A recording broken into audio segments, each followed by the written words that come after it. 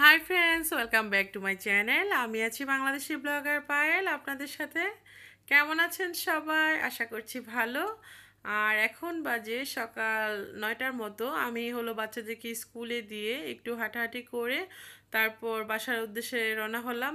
আর আসার পথে দেখলাম বেশ তাজা শাকসবজিগুলো। তো দেখে খুব ভালো লাগলো। আসলে তাজা শাকসবজি দেখলে আমার খুব কিনতে ইচ্ছা করে।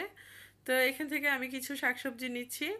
আমি আজকে নিচ্ছি কলাই শাক। তো কলাই শাকটা আমি কিভাবে রান্না করি সেই রেসিপিটা আপনাদের সাথে শেয়ার করব। তবে আজকে আমার রান্নাগুলো আমি করব না, রান্নাগুলো করবে অন্য একজন। তবে সে কে সে সেটা আপনাদেরকে আমি একটু পরে মানে দেখিয়ে দিব। আর এখন এই যে দেখুন লাল শাকটা কত সুন্দর ফ্রেশ, আমার তো একদম নিতে ইচ্ছে করছে। আসলে আমরা তো মানুষ সংখ্যা কম বাসায়, তো সেজন্য এত শাকসবজি আসলে খাওয়া হয় না।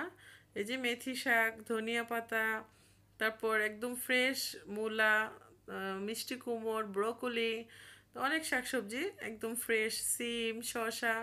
হ্যাঁ, আমার খুব ইচ্ছে করে এগুলো নিতে। আমি নিব, ব্রোকলি নিব, তারপর ফুলকপি নিব। তো এগুলো আজকে আমি রান্না করব। তো রেসিপিগুলো আপনাদের সাথে শেয়ার করব। তবে রান্না আজকে আমি করছি না, রান্না করবে আরও একজন। তো কে সে তার সাথে একটু পরে আমি আপনাদের পরিচয় করিয়ে দিব। আর এই যে লাউগুলো একদম ফ্রেশ। এই যে আমার আম্মা, বাসায় চলে আসলাম। এসে আমার মা এই সবজিগুলো দেখেই একদম কাটা বাছা শুরু করে দিয়েছে। তো আমার কাছেও শাকসবজি কাটা বাছা করতে খুবই ভালো লাগে আসলে। তো আমার মাকে একটু দেখিয়ে দিলাম, সবাই আমার মার জন্য দোয়া করবেন। আর আমার মা আজকে আমার রান্নাগুলো করবে, কেননা আমার মায়ের হাতে রান্না খেতে আমার খুবই ভালো লাগে। আম্মা যখনই ঢাকায় আসে, আসলে সত্যি কথা মারা তো এরকমই হয়, আমাকে কখনো রান্না করতে দেয় না। আর আমার কাছেও মার হাতে রান্না খেতে খুব ভালো লাগে। তো আমার ভালো লাগাটা আমার বাচ্চাদের মাঝেও চলে এসেছে। তো আমাদের বাসায় আসলে আমার মেয়ে বলবে নানুর হাতে রান্না খাবো। তো সেজন্য আর কি আম্মা আমি আম্মাকে সব কিছু রেডি করে দেই, তারপর আম্মা রান্নাটা করে। তো আমার মার হাতের রান্না অনেক মিস করি, যেহেতু এখন আমারও সংসার হয়ে গেছে, মারও সংসার আছে। তো একসাথে তো আর থাকা হয় না অনেক বছর যাবত। তো অনেক খেয়েছি মার হাতের রান্না। এখনও মা আসলে আমি কিছু আমি যেটা ভালো পারি সেটা করে মাকে খাওয়াই। আর মার সব রান্নাই তো আমার অনেক পছন্দের। আর মারা তো এরকমই, মেয়ের বাসায় আসলে মেয়েকে কোনো কিছু করতে দেয় না। তো যাই হোক, আম্মা রান্নাটা বসিয়ে দিচ্ছে। আর এটা আমার খুব পছন্দের একটা মানে খাবার। এটা হলো টমেটো দিয়ে একটা চাটনি তৈরি করছে আম্মা। তো এগুলো টমেটোগুলো এভাবে কেটে অল্প পরিমাণ পানি দিয়ে এখানে স্বাদ মতো লবণ, অল্প পরিমাণ হলুদ, আর অল্প ধনিয়া গুঁড়া, মরিচের গুঁড়া, সব মশলা একটু একটু দিয়ে দিচ্ছে। তো এগুলো দিয়ে একদম টমেটোটাকে মানে একদম ম্যাশ করে ফেলবে। তো এটাকে পরে রসুন দিয়ে বাঘার দিবে। তো এটা খেতে কিন্তু খুবই টেস্টি। তো আম্মা আজকে কিভাবে রান্না করছে আমি সেই রান্নাগুলো আপনাদের সাথে শেয়ার করছি। আর এখানে চিকেন রান্না করবে। তো চিকেন আসলে আমার রেসিপিটা তো আপনারা অনেকেই ইতিমধ্যে দেখেছেন। তো আমার আম্মা কিভাবে রান্না করছে সেই রেসিপিটা আমি আপনাদের সাথে শেয়ার করছি। এই যে এখানে আসলে আজকে 2টা মুরগি রান্না করবে। তো 2টা মুরগি প্রায় 3 কেজির মতো। তো আম্মু মশলাগুলো দিয়ে দিচ্ছে আর কি। তো এখানে পেঁয়াজ দিয়েছে, তেল দিয়ে পেঁয়াজটা ভালো করে ভেজে নিচ্ছে। আর এখানে এলাচ, দারচিনি পরিমাণ মতো দিয়ে দিয়েছে, আর সব মশলা টশলা দিয়ে দিচ্ছে। তো মার কথা যা বলছিলাম, বিয়ের পর তো আর মাকে ওরকমভাবে কাছে পাওয়া হয় না। মা তো মাই, মাকে অনেক মিস করি। পৃথিবীতে যত মা আছে, আজকে আমার মার সাথে সব মাকে জানাই সালাম। সব মারাই যেন ভালো থাকে, সুন্দর থাকে। আমার পক্ষ থেকে মাদের প্রতি অনেক অনেক ভালোবাসা। আর প্রত্যেকটা ছেলে মেয়েকেই বলবো মাকে যেন অনেক ভালোবাসেন, কেননা মার জন্য দূর থেকে শুধু কান্না করে লাভ নেই। বেঁচে থাকা অবস্থায় মা বাবার জন্য কিছু করতে পারা হলো আমাদের সার্থকতা। মরে যাওয়ার পরে কান্না করে কোনোই লাভ নেই, বা মাকে করতে পারিনি, বাবাকে কিছু করতে পারিনি, এইসব দুঃখ করে কোনোই লাভ নেই। মা বাবা যতদিন বেঁচে থাকবে, যার যতটুকু সমর্থ আছে সেটা দিয়েই করার চেষ্টা করবেন, কেননা মা বাবা চিরদিন কারোই বেঁচে থাকে না। তখন কিন্তু আমরা শুধুই চোখের পানি ফেলি। আর দুঃখ করি যে মা বাবাকে কিছু করতে পারিনি। আসলে এইসব দুঃখ শুধুই করা, কেননা মা বাবা বেঁচে থাকা অবস্থায় আমরা যদি ভালোবাসার সুরে মার সাথে একটু কথা বলি, বাবার সাথে একটু কথা বলি, এটাই কিন্তু মা বাবার অনেক বড় পাওয়া। তো আমার পক্ষ থেকে এটাই বলার থাকবে, পৃথিবীতে সকল সন্তানদের প্রতি আমার একটাই অনুরোধ, বাবা মা বেঁচে থাকা অবস্থায় আমরা যেন বাবা মার প্রাপ্য সম্মানটুকু দেই, বাবা মাকে ভালোবাসি, ভালোবাসার সাথে বাবা মার সাথে কথা বলি। এটা কিন্তু বাবা মার একটা অধিকার। আমরা এই অধিকার থেকে বাবা মা বৃদ্ধ হয়ে গেলে আমরা বঞ্চিত করতে পারি না। আসলে বিশ্বের অনেক জায়গা থেকে আপনারা আমার এই ব্লগটা দেখেন, তো অনেক ছেলে মেয়েরা আছে যে বাবা মা বাংলাদেশে আর ছেলে মেয়েরা হয়তো দেশের বাহিরে। তো বাবা মার কথা অনেকে মনেই করেন না, ভুলে বসে থাকেন, নিজের কাজ কর্ম ছেলে মেয়ে বউ বাচ্চা নিয়ে ব্যস্ত থাকেন। আসলে কিন্তু এটা কোনো লাইফ না। আপনিও কিন্তু কারো পেটে জন্ম নিয়েছেন, আপনারও কিন্তু একটা মা আছে, সেই মা কিন্তু আপনার জন্য অপেক্ষা করে যে আমার সন্তানটা আমার সাথে একটু কথা বলবে।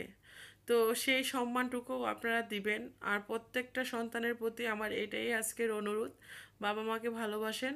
বেঁচে থাকা অবস্থায়, মরে গেলে শুধু শুধু জল ফেলে কোনো লাভ নেই। এটা হলো, কি বলবো, এই চোখের জলের কোনো দাম নেই আমার কাছে, আমি মনে করি। বেঁচে থাকা অবস্থায় যদি ভালোবাসার সাথে মা বাবাকে একটু ভালোবাসা দিয়ে কথা বলেন, এইটাই কিন্তু অনেক বড় পাওয়া বাবা মার কাছে, তাই না? তো অনেক বেশি কথা বলে ফেললাম। আসলে আমি আমার বাবা মাকে অনেক ভালোবাসি, অনেক মিস করি বাবা মা যখন দূরে থাকেন। তো আমি আমার বাবা মাকে 2 মাসের বেশি না দেখে থাকতে পারি না। 2 মাস হয়ে গেলে আব্বু আম্মাকে ফোন দিতে থাকি, কবে আসবা কবে আসবা।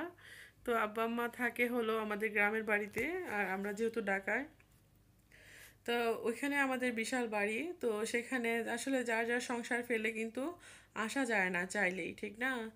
আর আব্বা আম্মা সেখানে অনেক ভালো আছেন। তো ওনাদের অনেক গাছ, এগুলো দেখেন। তারপর নিজেদের মতো হাঁটাহাঁটি করতে পারেন। আমাদের বাড়িতে আমার চাচি চাচা ওনারা আছেন, ওনাদের সাথে কথা বলতে পারেন। ঢাকায় আসলে আসলে আব্বা আম্মার কাছে একটুও ভালো লাগে না, এখানে ওনাদের কাছে বন্দি বন্দি লাগে। তো সেই জন্য ঢাকায় এসে থাকতে চায় না, চলে যাওয়ার জন্য খুবই ব্যস্ত হয়ে যায়। তো আসলে আমরা 2 বোন যেহেতু ঢাকায় আছি, তো আব্বা আম্মাকে ছাড়া একটুও ভালো লাগে না। 1-1.5 মাস গেলেই ফোন দিতে থাকি যে কবে আসবা কবে আসবা। তো আব্বা মা ফোন পেয়ে মানে আর বসে থাকতে পারে না, চলে আসে। তো আসলে আমাদের দুইজনের বাসাই ভাগ করে করে বেড়াতে হয়।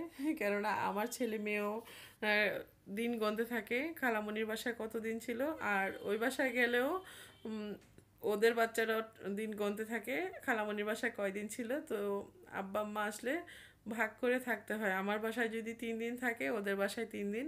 এভাবে না হলে আব্বা আম্মার অবস্থা খারাপ হয়ে যায়। আমার বাচ্চারা, আমার বোনের বাচ্চারা মিলে পাগল করে ফেলে আব্বা আম্মাকে। এটাই একটা বড় আনন্দ, ঠিক না?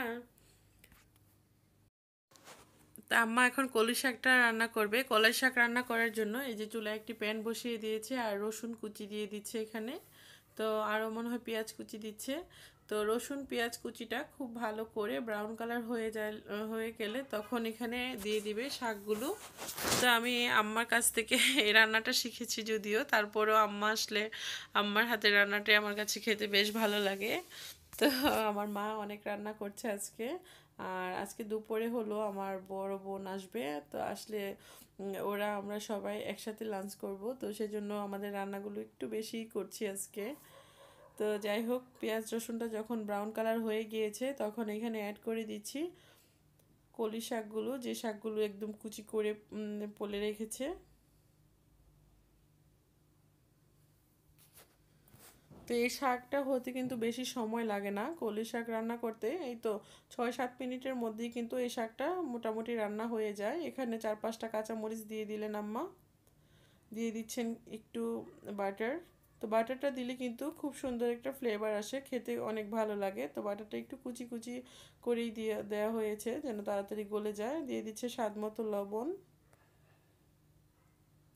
আপনারা চাইলে কিন্তু এই কলই শাক রান্নাতে ঘি অ্যাড করতে পারেন, ঘিয়ের ফ্লেভারটাও কিন্তু কলই শাকের সাথে খুব ভালো যায়। তো যাই হোক, আমাদের রান্না বান্না শেষ। তো আমার মা আজকে কী কী রান্না করেছে সেগুলো আমি একটু দেখিয়ে দিচ্ছি। এই যে চিকেনটা, যেই চিকেনটা আম্মু রান্না করেছে এখন। আর আমাদের খাবার রেডি হয়ে গিয়েছে। এই যে ফুলকপি, সিম, ব্রোকলি দিয়ে একটা সবজি রান্না হয়েছে। এই যে কলাই শাক, আর হলো এই যে টমেটোর চাটনি। তো খুব মজাদার খাবারগুলো। আমি তো অপেক্ষা করতে আর পারছি না কখন খাবো। আমার সবচেয়ে পছন্দের খাবার এখানে হলো টমেটোর চাটনি, যেটা আমি কিন্তু ওইটা দিয়েই আজকে খাবো। তো ভিউয়ার্স, এতক্ষণ অনেক গল্প করলাম। জানি না আপনাদের কাছে আজকের ব্লগটি কেমন লেগেছে।